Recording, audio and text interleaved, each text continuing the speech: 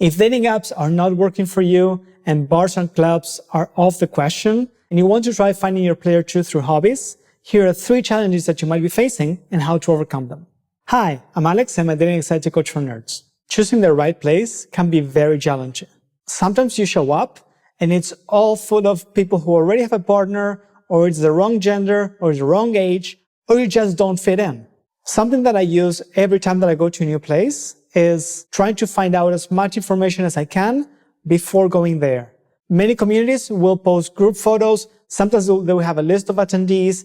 If you pay for the premium version of Meetup, you will be able to see who's going to join. Sometimes you can find the group photos if you join their group chats, WhatsApp, Discord, Telegram, or any other group chat. Sometimes they post them on social media. So check out the photos of who has been going and see if you think you might vibe with those people. But keep in mind that that's only just a slice of the people who went there that day. The thing is, when you go to groups, you don't need to bond with everybody. You just need one person, maybe 2, just enough so that from there you can keep unlocking your social tree. So don't worry if you think like, oh, most of those people I wouldn't vibe with. A, you never know. And B, someone else might join who was not in those photos, who you might really click with. The other thing to keep in mind is what types of activities are good for you to meet and socialize with other people. Sometimes if you're shy or introverted, you might not want to go to like the loudest concert or like big events with lots of people. You might want to take it easy. Sometimes what you want to choose is an event that has an activity in addition to socializing. This could be board games, this could be taking a class, taking photos, hiking.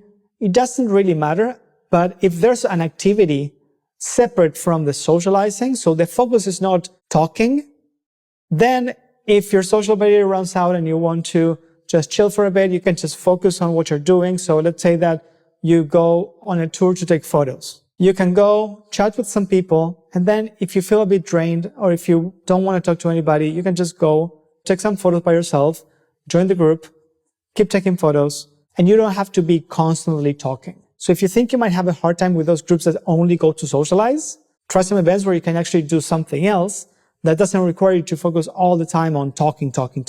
But sometimes even if you think that the group might be fine and the activity seems okay, you might still be thinking like, what if I'm just wasting my time? So instead of giving up before even going, just try 3 times. If after 3 times you really don't like it, fair enough, go ahead and move on. Why 3 times? Because that gives you some more time to fit in with the group. And also it gives you time to see if other new people might join, because sometimes you might join and there's certain people, and then a different day there's other people who didn't join, and the same with the 3rd day. I'm not saying stay there forever. I'm just saying go 3 times. That's it. And if you really don't enjoy the activity, that's fine. You can go do something else. Also, again, don't expect to like the whole group. You only need maybe 1, 2 people so that you can start unlocking that branch of your social tree. Now, if it's really bad, if you go there and you're like, I 100% know that this is not the place for me, fair enough, look for alternatives. I'm not saying you have to do something that you really, really don't enjoy. Sometimes it happens. Sometimes you go to a place and you're like, I know that this is not the place for me, no matter how many times I come. That's fine. Just move on. Now, I often hear from nerds who say, my hobbies are overwhelmingly male and they don't have female friends, so why would I even bother? Sometimes that is true. Sometimes you go to a place and it's only men and that's all there is. Some hobbies have some more women, but you'll be surprised at how many stories I have heard of nerds who found their partners with hobbies like Warhammer, chess, TCGs. Now, sure, there might be more men than women in certain groups. It often happens that some groups are more welcoming to different genders than others. So you have a choice. You can either stick to the hobby that you want and try different groups until you found one that's more balanced, or you can just change hobbies. That's up to you. That's your choice. All I'm saying is it is possible. It sometimes depends on where you are, and it sometimes depends on which group you find. The same thing with age. I've gone to board game nights where it's almost all much younger people than me, and I've been to board game nights where everyone has my same age. I also dance tango, and I have been to places where it's only 60-plus-year-olds, and I've been to places where it's only 20-year-olds. You never know, you just have to try it. but at least looking at the photos would give you some idea of what kind of people join. If you say, I live in a small town, or this doesn't exist where I live, sometimes that happens. You have two choices. You can either start your own group by going to places where they have some sort of similarity. So let's say that you like video games, you can go to somewhere that has board games, or that has manga, or that has something that is not exactly what you want. And once you're there, you can propose, hey, let's play video games together. Or you can say, hey, who's into this stuff? And you can talk about that. That's first option. The second option is go somewhere else. You don't have to go every single week. Maybe you can just go once a month. And then once you're there, you can either join or create a group chat. The group chat will allow you to stay in touch with those people until the next time you meet. So if you're like an hour, 2 hours away from where everyone's meeting, you don't have to go there every single week. You can just go once a month and keep the conversation going online. Nowadays, it's much easier than ever. So all of this should help you to overcome the first challenge, which is choosing the right setting. So let's say that, okay, you think you chose the right place, but you go and you don't fit in. Honestly, the first time, I can almost guarantee you will not fit in. That's just a fact. I have been changing cities and countries every 3 to 6 months for the past 6 years. Every time I go to a new event, every time I go to a new community, I am out of place, I do not fit in. That's just how it is, because everybody already knows each other. Or at least most people know each other. Sometimes you can find those who don't know anyone else, and those are the easiest ones to bond with. But still, I find that after the second or third time that you meet them, that's when you start slowly fitting in. That's why what I suggest you look for in an activity is something that's regular. Don't look for one-off events. Because sometimes you may find like, oh, there's this activity, there's going to be lots of people that are like me. Unless you have really good social skills and you can connect with people super fast, I do not suggest you go to one-off events. If you go to a convention, which is like 3 or 4 days, that's a different thing because every day is a different day that you're meeting people. So that's somewhere that you can actually build a relationship with slowly.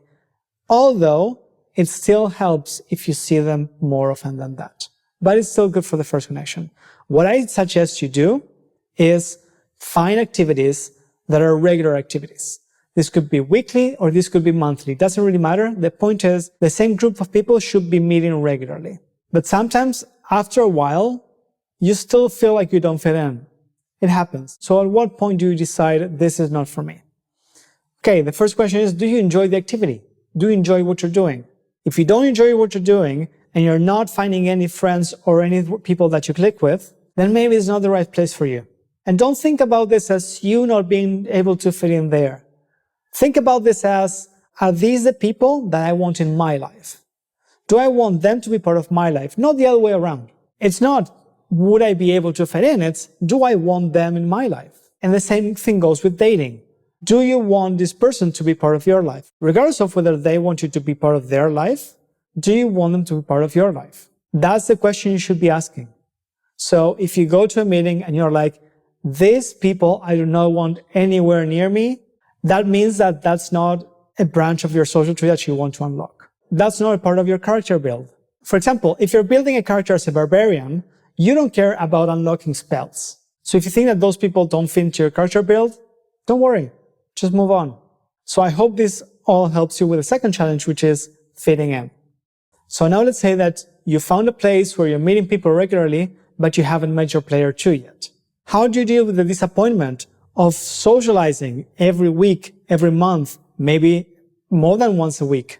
How do you deal with the disappointment of putting so much effort into looking for your partner and not finding them? Well, it might be time to assess the situation. Are you enjoying the activity? Sometimes we might end up going to an activity that we don't really enjoy, but I was told that I have to put myself out there and that's what I'm doing, but I'm not really enjoying this. If you're not enjoying it, you're gonna burn out. So it might be time to reassess whether you should be doing something else instead of what you're doing right now. Maybe there's other groups with other activities that you do really enjoy. Also, when you're enjoying something, you become much more attractive to other people. So don't just go take salsa classes because somebody said that it's great to meet women or whatever.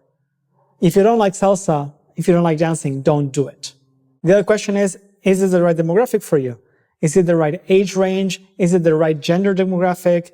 I suggest a balance of genders. I don't really think it's a good idea going somewhere where it's only men or only women, because often what happens is if those people are only going to places where there's only one gender, then when you socialize with them, they might only be bringing those same people along. The other question is the group permeable? Are there new people coming in regularly? Sometimes what happens is you find a group and that group is all there is. There's no new people. There's nobody new coming in or out. That may happen with some D&D groups or some very close friends groups where this is us and this is it. Again, the goal is for you to meet some of those people and then take them out and meet some of their friends. So even a D&D group can work as long as that group is permeable when it comes to the friendships and the connections that they have. And having a group that is more gender balanced is often welcoming to newcomers of different genders as well. And the other thing is, when it comes to dating, there is an element of luck. I had some experiences where I went to an event 2 or 3 times and I found someone that I liked. I talked to her. There was no chemistry, no interest in talking. Fine. But then we met at a different time, in a different environment, or something was just different about that day. And we really clicked, and sometimes we ended up dating. So even if you saw that person a few different times, that doesn't really mean that it can't work out. Maybe you just didn't find the right topic of interest for both of you. Or maybe it just wasn't the right day. Sometimes it is about luck. Now, these are some of the things that you should keep in mind when dealing with the third challenge, which is burnout.